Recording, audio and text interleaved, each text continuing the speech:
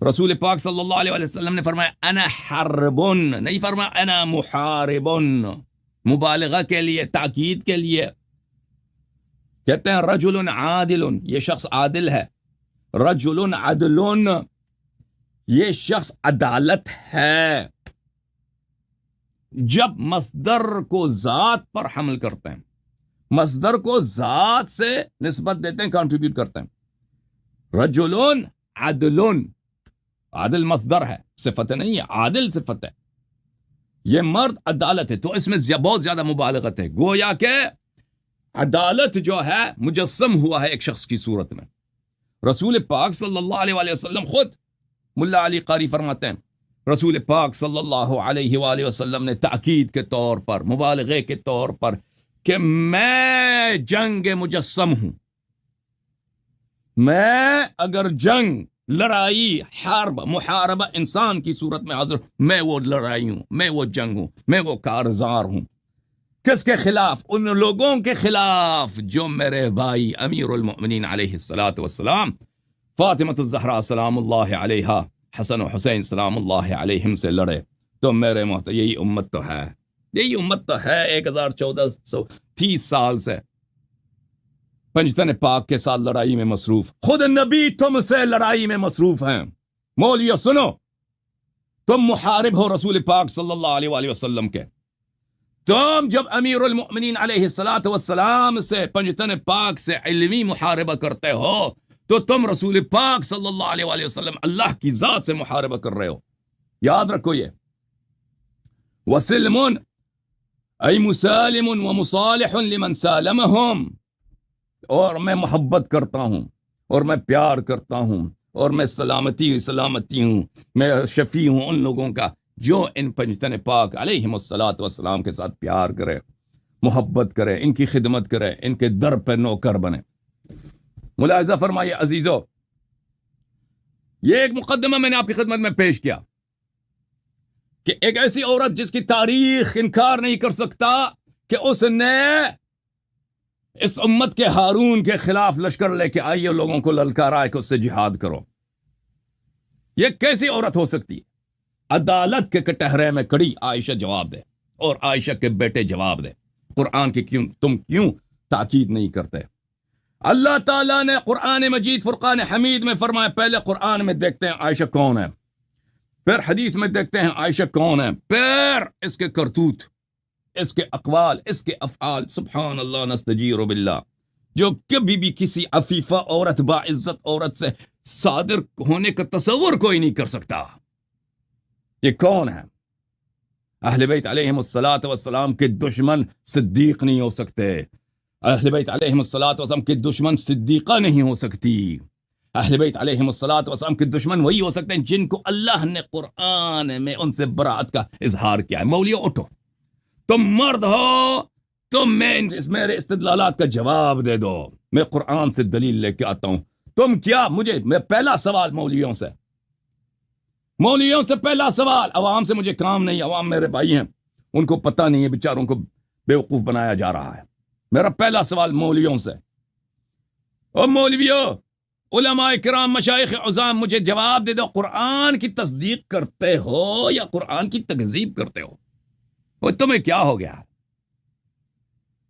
قرآن کی تائید کرتے ہو یا قرآن کی تکذیب کرتے ہو؟ تو آئیے دیکھتے ہیں کہ اللہ تعالیٰ نے عائشہ کے متعلق، اس میں تو کوئی نزاع ہی نہیں ہے کہ یہ آیات عائشہ کے متعلق ہیں. ان آیات کی کیا تم تائید کرتے ہو؟ ان آیات پہ کیا تم ایمان لاتے ہو؟ کبھی تم نے ان آیات کی تم نے تفسیر کی اپنے عوام کے لیے صحیح طور پر، یا اس کو موڑ توڑ کے تحریف کر کے پیش کیا؟ قرآن مجید فرقان حمید، ضرب اللہ مثلا للذین کفروا امرأة نوح وامرأة لوط كانتا تحت عبدين من عبادنا صالحين فخانتاهما فلم يغنيا عنهما من الله شيئا وقيل ادخلا النار مع الداخلين. ترجمے تم خود دیکھ لینا، مختلف لوگوں نے ترجمے کیا.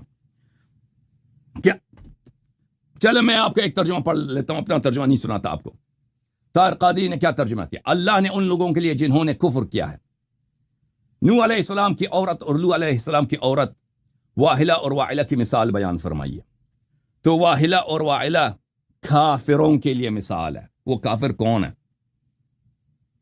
وہ کافر کون ہے؟ جو شبیہ ہیں. اوے مثال بیان کی نا, کوئی مثلت بھی ہو, کوئی مماثلت بھی ہو, وہ کافر کون ہے؟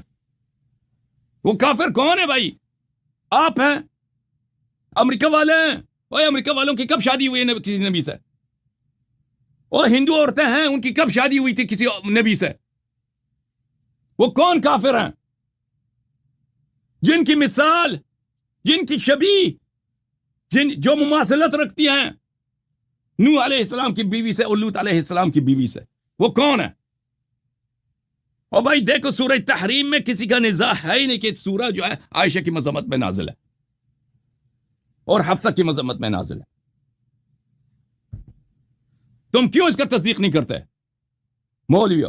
تمہارا امام عثمان تو اس کی تصدیق کرتا تھا. یہ ملاحظہ فرمایا المحصول فی علم اصول الفقہ تعلیف محمد ابن عمر ابن حسین الرازی, الجزء الرابع, چاپ مؤسسۃ الرسالہ, یہاں پر صفحہ نمبر 343 میں روایت کرتے ہیں ان عثمان اخر عن عائشہ بعض ارزاقها فغضبت. عثمان نے عائشہ کی تنخواہ کم کر دی, اس کی عطا کم کر دی, اس کا رزق کم کر دیا بیت المال سے. عائشہ کو غضب آیا. کہا یا عثمان اکلت امانتک وضیعت الرعیہ وسلطت علیہم اشرار من اہل بیتک. عثمان تو بیت المال کھاتا ہے, امانت میں خیانت کرتا ہے, تو نے امت کو ضائع کر دیا ہے اور اپنے قبیلے کو سب اشرار ہیں, وہ بدمعاش ہیں, ان کو تم نے سب مسلمانوں پہ مسلط کر دیا ہے. ولولا الصلوات الخمس لمشی الیک اقوام ذو بصائر یذبحونک کما یذبح الجمل. اور اگر تو صرف تجھ میں اتنا اسلام ہے کہ بس تو نماز پڑھتا ہے, باقی تو دین سے نکل گیا. اور اگر تیرا یہ نماز نہ ہوتا نا, ابھی میرے بہت سارے بیٹے ہیں جو بڑے شجاع ہیں, بڑے بہادر ہیں, وہ ان کو میں بھیج دیتا تو تجھے اونٹنی کی طرح تجھے ذبح کرتے. اونٹ جب ذبح ہوتا ہے نا, نہر دے گا آپ نے, اونٹ کا جب نہر ہوتا ہے وہ اس میں بہت رقت ہوتی ہے, کیونکہ اونٹ لمبا ہوتا ہے, اس کو چاقو یہاں پہ مارتے ہیں, وہ کڑا ہوتا ہے, پھر وہ اس سے خون بہتا ہے, وہ بہت تڑپتا ہے. تجھے اونٹ کی طرح ہم ذبح کرتے ہیں. خود عائشہ کہہ رہی ہے اس کو. تو جواب میں عثمان نے کہا فقال عثمان ضرب اللہ مثلا للذین کفروا امرأۃ نوح وامرأۃ لوط. عثمان نے جب عائشہ نے اس کو قتل کرنے کی دھمکی دیا تھا, اس کے مقابلے میں یہ آیت تو پڑھی تھی عثمان نے. فكانت عائشة تحرض عليه جهدها وطاقتها وتقول أيها الناس هذا قميص رسول الله صلى الله عليه وسلم يبله وقد بليت سنته اقتلوا نعثلا قتل الله نعثلا.